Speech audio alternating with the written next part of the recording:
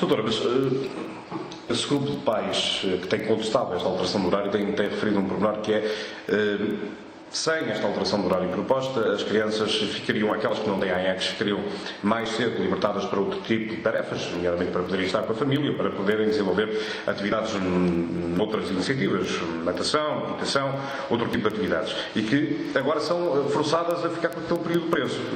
Eu gostava que me aparecesse um pai ou uma mãe que me dissesse: olha, se o horário for alterado, o meu filho não pode ir à natação ou à ginástica.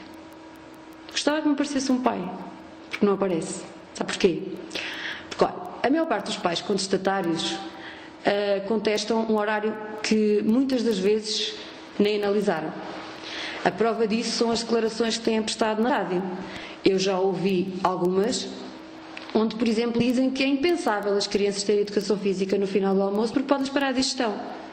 Não há nenhum horário em que a educação física seja no final do almoço.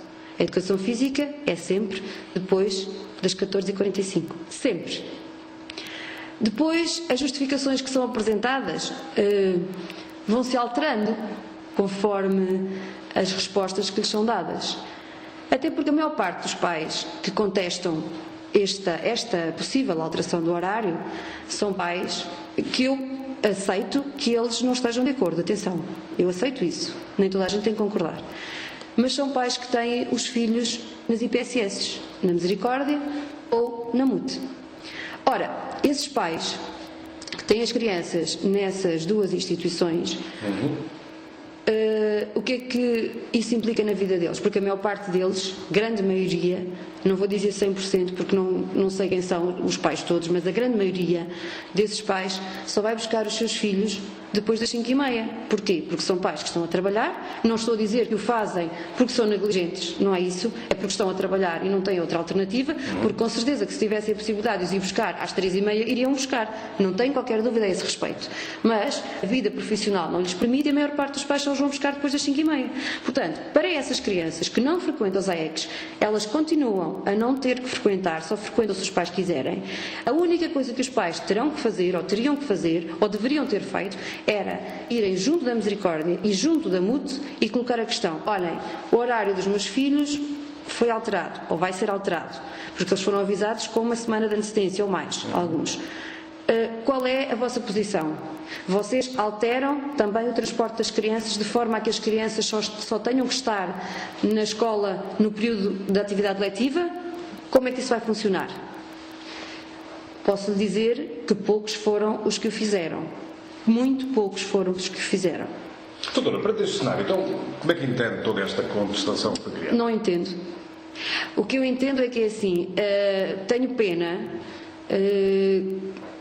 que estes pais nunca tenham ido às Assembleias Gerais da Associação de Pais.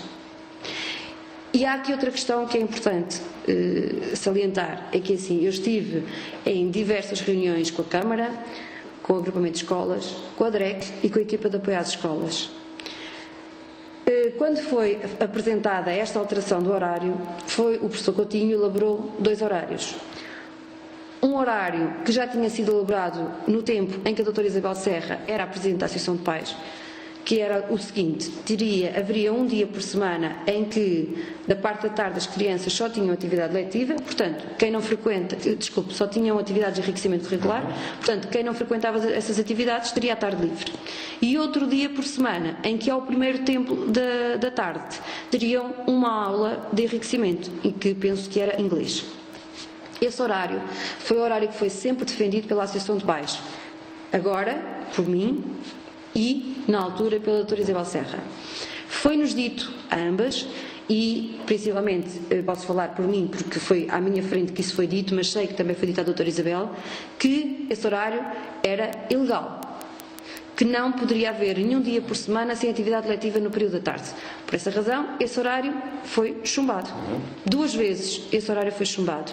Eu pedi à doutora Maria José Costa, que foi quem esteve presente, representante da DREC, e disse: doutora, este horário é o que melhor serve às nossas crianças, porque nós temos um agrupamento algo extenso, existem muitas escolas nas aldeias, não é? Na periferia, e também essas crianças, muitas das vezes os pais pedem que deveria de haver uma tarde livre até para os poder levar ao médico, enfim, etc. Mas ela foi irredutível, disse, este horário não. Pronto, este horário não, então o professor Coutinho apresentou um segundo horário, que estava também dentro daquilo que havia sido defendido por parte das pessoas que estiveram presentes na Assembleia, que é 1 ou 2 dias por semana, porque é só isso que acontece. 1 ou 2 dias por semana, ao primeiro tempo da tarde, as crianças tinham uma atividade de enriquecimento. O que é que acontecia com a atividade letiva? Necessariamente que não se mexeria, não é? Não poderia haver menos carga letiva. Então, passaria nesses dias, as crianças, em vez de saírem, por exemplo, às 3h30, passariam a sair às 4h30. Mas nunca depois das 5h30. Nunca depois das 5h30. Ou seja, o período obrigatório, entre aspas, de atividade da escola estar aberta, era sempre o mesmo, das 9 ou um quarto para as 9 até às 5h30. Portanto, doutora, da sua opinião, há aqui muitos pais que podem ter sido confundidos no meio de todo este processo. Posso lhe dizer inclusivamente o seguinte, que no jornal, que penso que foi Notícias de Lafões, saiu uma reportagem, uma notícia em que se dizia que havia 232 pais que teriam assinado um abaixo-assinado. Eu lamento informar, mas não foram 232 pais. Havia 232 assinaturas, isso é um facto, das quais 27 eram repetidas. Eu posso lhe dizer que houve uma senhora que assinou 3 vezes. Isto pode ter várias interpretações, quer dizer, a senhora pode de facto estar contra e quis marcar e vincar que estava contra e assinou 3 vezes. Mas também sei de pessoas que já me disseram que assinaram aquele abaixo-assinado pensando que estavam a assinar a favor da alteração do horário. Posso também lhe dizer que houve um pai que me veio dizer que assinou 2 vezes porque ao assinar a segunda vez pensou que era para inutilizar a primeira assinatura que tinha sido feita, porque tinha sido feita assim um bocadinho em cima do joelho. Portanto, eu não estou aqui a criticar ninguém. Repare, isto que fique bem vincado, assim, eu entendo e aceito que possa haver pais que achem que este horário não lhes serve tão bem como o outro. Eu sou sincera, eu como mãe também acho que o outro horário que era preferível, é verdade. Mas perante a situação que temos, a minha filha fica na escola, muitas das vezes, das 3h30 às 5h30, sem professor, só com funcionário. Eu não vou colocá-la numa misericórdia nem numa mute, só porque não existem atividades de enriquecimento, porque os pais cujos filhos não frequentam essas atividades entendem que o horário não pode ser alterado. É assim, eu já ouvi diversas justificações e posso lhe dizer algumas delas para ver até que ponto é que elas têm ou não têm que ser tidas em consideração. É assim, dizer que o horário é antipedagógico, olha, eu não tenho conhecimentos suficientes para o dizer. Não tenho, portanto coloco-me de fora. Eu acredito na DREC e acredito no Conselho Executivo. São as pessoas que têm conhecimentos para aferir se isto interfere ou não interfere com a aprendizagem das crianças. Mas o Sindicato dos Professores já veio para contestar. Pois, o Sindicato dos Professores contesta muita coisa, mas o Sindicato dos Professores só contesta este horário aqui em São Pedro Sul, pelos vistos, porque no resto do país não contesta.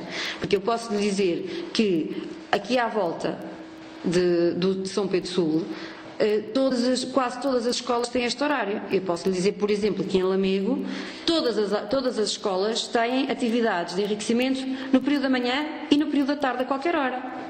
Percebe? Portanto, ao primeiro tempo da manhã, ao último tempo da manhã, ao primeiro tempo da tarde, enfim, a qualquer hora. Nunca houve contestação. O Sindicato dos Professores, eu não estou aqui para defender nem para os acusar. Acho que o Sindicato dos Professores deve defender todos os professores. E neste caso estará a defender os professores, eventualmente os professores titulares, e não os professores das atividades de enriquecimento, que são também professores.